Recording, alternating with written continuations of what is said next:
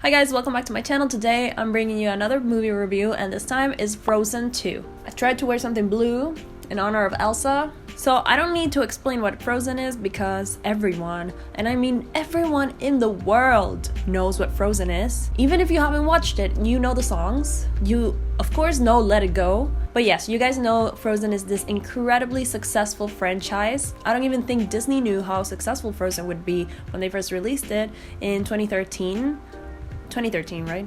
But yeah, it became this huge phenomenon. Every single little girl is obsessed with Elsa and Anna. Now, I am not someone who hates on Frozen. I actually really like Frozen. Since the first time I watched the first one, I really enjoyed it. I loved the songs. And to be honest, Let It Go and Do You Want to Build a Snowman, I never really got tired of those songs, even though they were overplayed. I know there's a lot of people that like to hate on it just because, you know, it's loved by little girls everywhere. If I'm being completely honest, first time I watched the movie, I loved it. Second time I watched the movie, I loved it. I watched it the other day, the first one, before I watched the second one. I loved it. It's a good movie. It's enjoyable and the songs are great. But now we are talking about Frozen 2. And before I continue, this review is going to contain spoilers because I want to talk about the movie more in depth. I don't want to just scratch the surface. I want to go below the ice and talk about some of the plot points, and for that I need to just talk freely with spoilers. So I'm sorry if you haven't watched the movie. You might want to pause this video, add it to your watch later playlist. Okay, let's start. Frozen 2 is of course about Anna and Elsa, the sisters who love each other unconditionally, and this time they are trying to figure out the origins of Elsa's powers. But it doesn't start out like that. It starts out with Elsa hearing this strange voice coming from the distance, and she feels like it is calling her, and she needs to go and investigate what it is because she believes that it's something that has to do with her powers, and it's just something that she can't let go of. So a bunch of weird things start happening around Arendelle. They have to evacuate the whole kingdom, and Anna, Elsa, Kristoff, Sven, and Olaf all embark on this journey to the magical enchanted forest. This enchanted forest is said to be a forest where no one can get in and no one can get out. Except, of course, Elsa comes in, she goes like that, and they can get in. That was something I was like, huh, that was easy. Once they go in, they find this tribe who have been trapped there for years and years and years, and they can't get out because of the fog. So once they're there, they find out that Anna and Elsa's mother was actually part of the tribe a long time ago.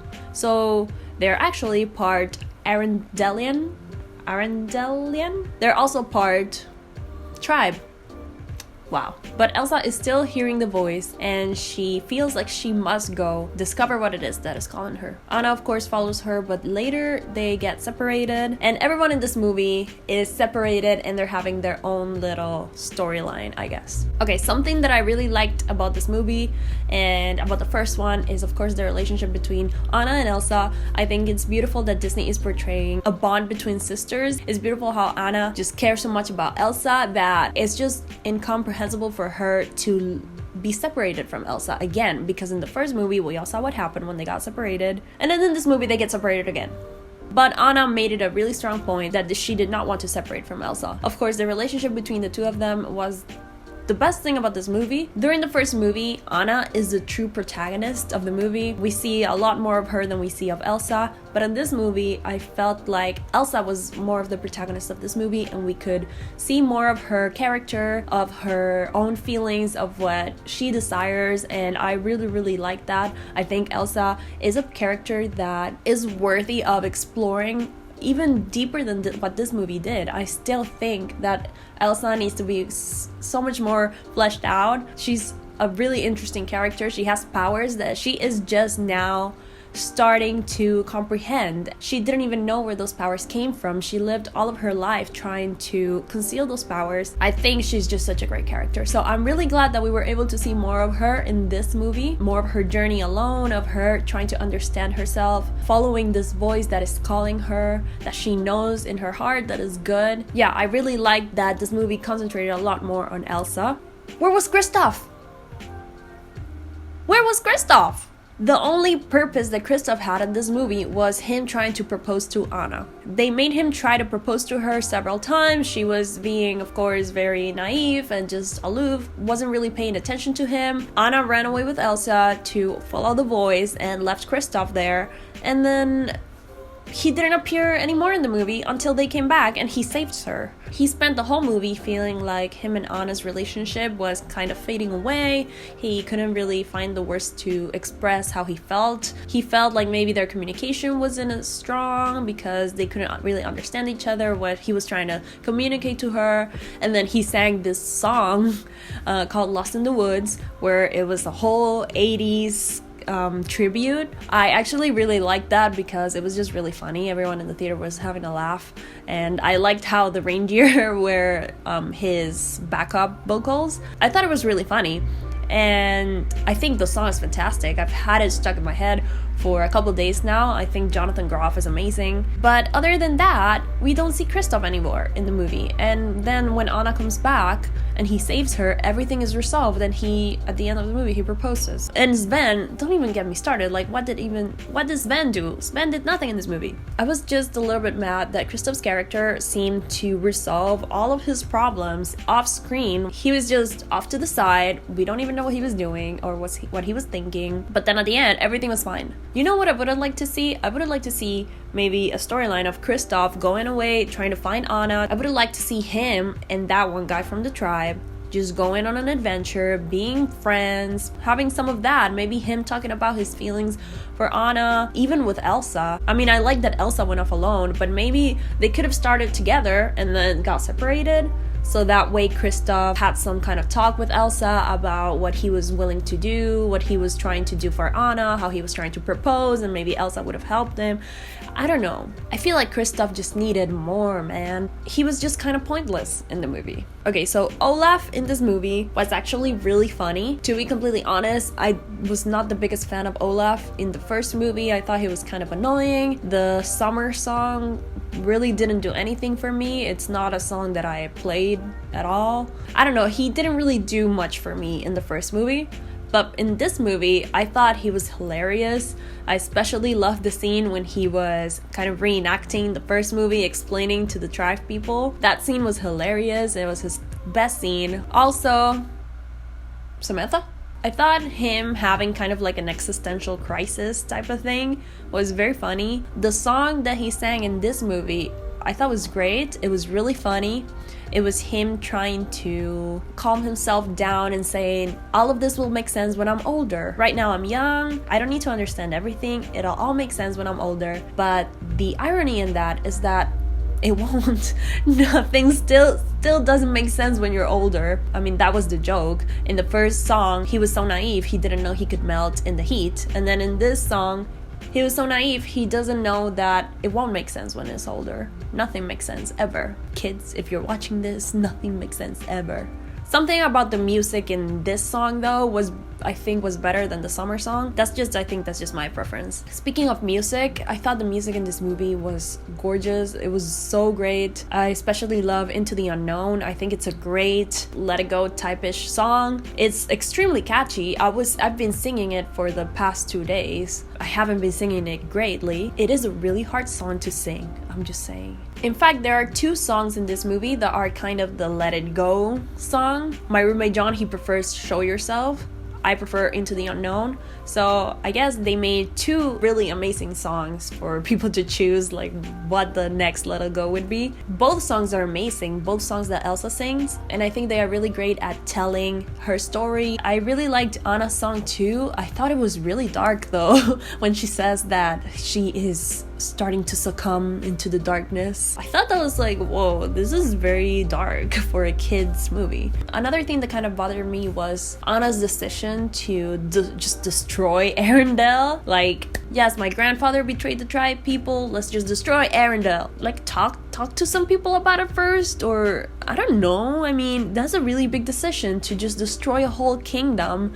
I understand if it's just your castle that gets destroyed, but everyone's home is gonna be destroyed. You don't know if there's still like someone in there that needs to be rescued first. Like, everyone's businesses are gonna be gone. It was just such a huge thing to just do without anyone knowing. I honestly thought that Arendelle was gonna get destroyed. I didn't think Elsa would come in so quick and like save everyone. That scene was amazing though, when she goes like that and creates a whole wave of ice. I feel like the ending just happened like really quick. Elsa came back, Anna came back, but then Elsa decides that she's going to live in the forest now, and Anna is going to be queen. I feel like that happened too quickly. I feel like we didn't have time to kind of marinate on that. We didn't really see the reactions of Anna when in this whole movie she did not want to be separated from Elsa. She explicitly said in this movie that she got separated from her once and she was not going to do it again. Everything that they were going to do, they were going to do it together from here on out. And then in the end, Elsa just goes to live in the forest and Anna just goes and lives in Arendelle being queen. I just feel like I wanted to see kind of that. Anna was probably very against it first because of course she doesn't want to be away from Elsa, but then them coming to like an agreement of this is what I need to do. Also, I didn't feel like Elsa spent that much time in the forest with the forest people, I mean with the tribe. For her wanting to stay in the forest, of course all of the spirits were there and she was the fifth spirit, so it makes sense that she's now living in the magical forest where there are a lot of other magical elements just like herself. But I wanted to see Elsa interact more with the tribespeople, feeling like she really belongs there. I understand why she did it, I just feel like I wanted to see that more. We saw a little bit of her friendship with Honeymare. I mean, friendship, I say friendship, they had one conversation, but I kind of wanted to see that more, like her talking with the grandmother of the tribe, of her having more of a friendship with Honeymare. I don't know, I feel like the tribe people weren't really used enough in this movie.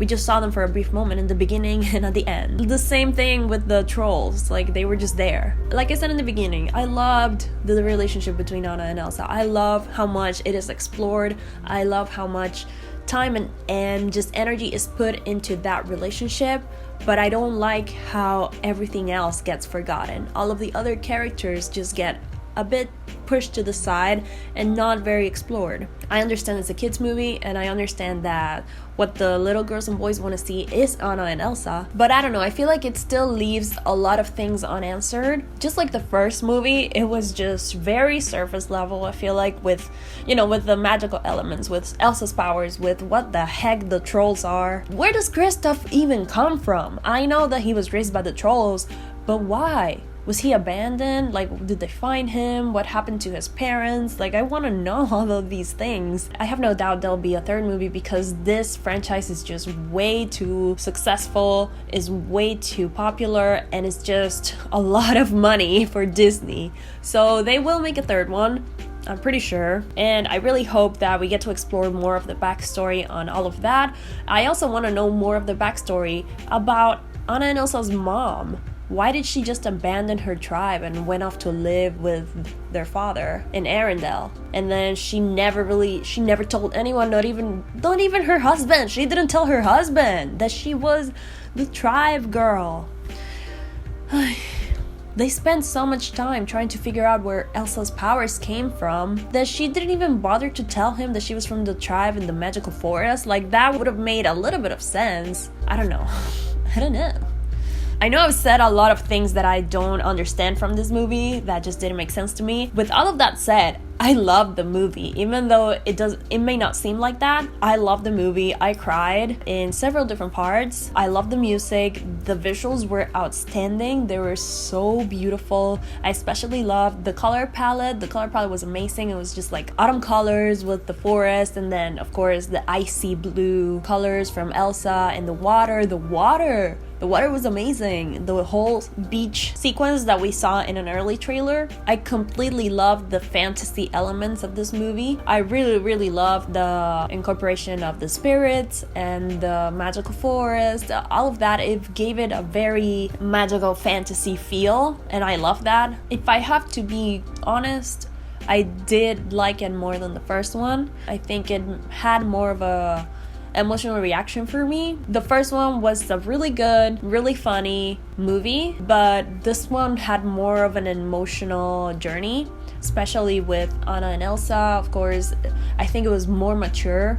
Maybe that's why. It had a little bit of darker elements, of course, with Olaf dying and Anna almost dying and Elsa freezing. So I think it was a little bit darker and more mature, which is probably why I liked it more. If you watch this video, even though it has spoilers, go watch Frozen 2 It's really good, and you will really enjoy the music and the comedy. I think Olaf was great. Please let me know if you watched Frozen 2, what you liked about it and what you didn't like about it. Let me know things that I missed in this review, of course, even if I said things that weren't true, or if I missed some things that maybe you have an explanation for that I didn't understand. Please let me know, because that happens a lot in my reviews. Maybe I see things differently than you do, and then you explain it to me in a comment, and then I'm like, huh, that makes sense. Thank you so much for watching this review. I appreciate it, and give me a like if you liked it and you agreed with me. Even if you didn't agree with me, give me a like, why not? But yeah, thank you so much for watching, and I'll see you guys in the next one. Bye.